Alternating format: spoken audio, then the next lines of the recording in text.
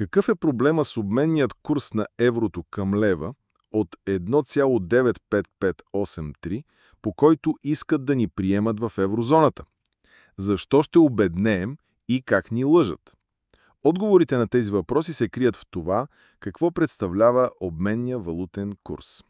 Това не е произволно число и не може да се избира колко да е, както направиха, когато през 1997 година въведоха валутния борд и фиксираха обменния валутен курс на лева към марката в отношение 1000 към 1. В смисъл, че 1000 лева струваха колкото една германска марка.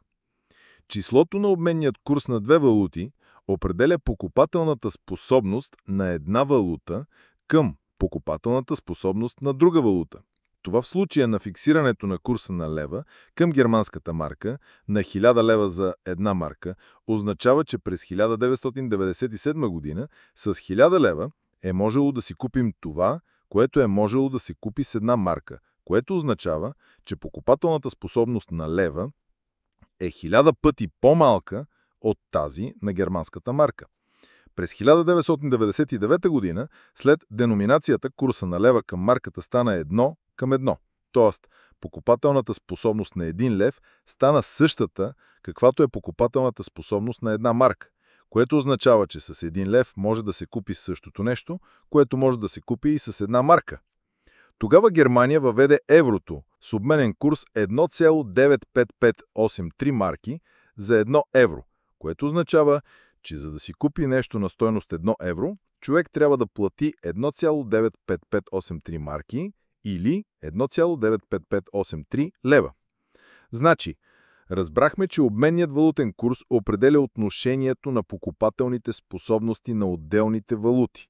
И обменен курс на лева към марката 1 към 1 означава, че с 1 лев може да се купи това, което може да се купи и с една марка. Тоест, няма значение дали плащаш в марки или в левове. Купуваш едно и също нещо. Значи курса на валутите ни дава отношението на покупателните им способности и означава, че при курс 1 към 1, както е случаят на лева с германската марка, двете валути би следвало да имат една и съща покупателна способност, но все още не сме разбрали какво представлява покупателната способност и как се определя.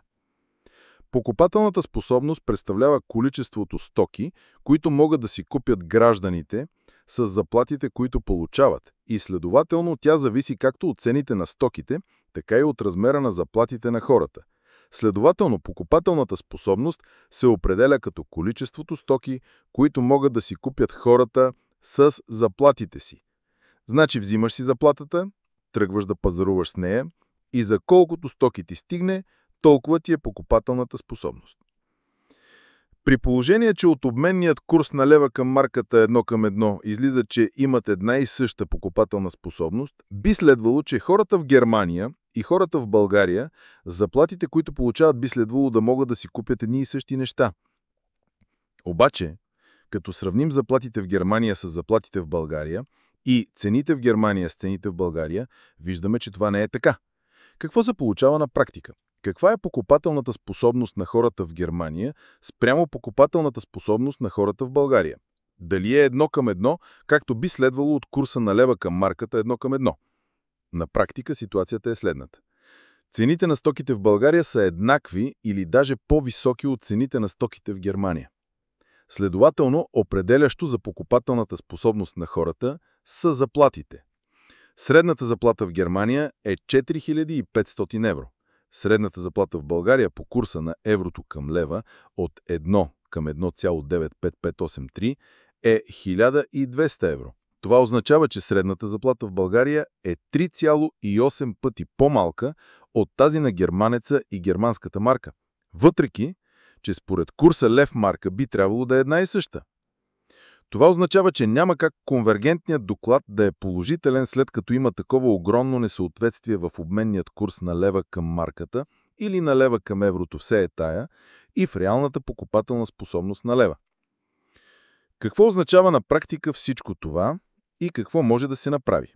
На практика това означава, че като ни вкарат в еврозоната по този измислен обменен курс на еврото към лева от 1,95583 лева за 1 евро, ние за една и съща работа ще получаваме приблизително 4 пъти по-малки заплати, отколкото в Германия, а това е дискриминация по национален етнически признак и расизъм. И ние трябва да ги спукаме със съдебни дела и жалби за нарушаване на човешките ни права и искове за обезщетения. Всички европейски органи и държави, които са гласували за присъединяването ни към еврозоната по тези унизителни и дискриминационни условия, трябва да ги съдиме да ни плащат репарации, обезщетения и каквото друго там се сетиме. Записвайте се за канала ми в Телеграм, Пепе Разум.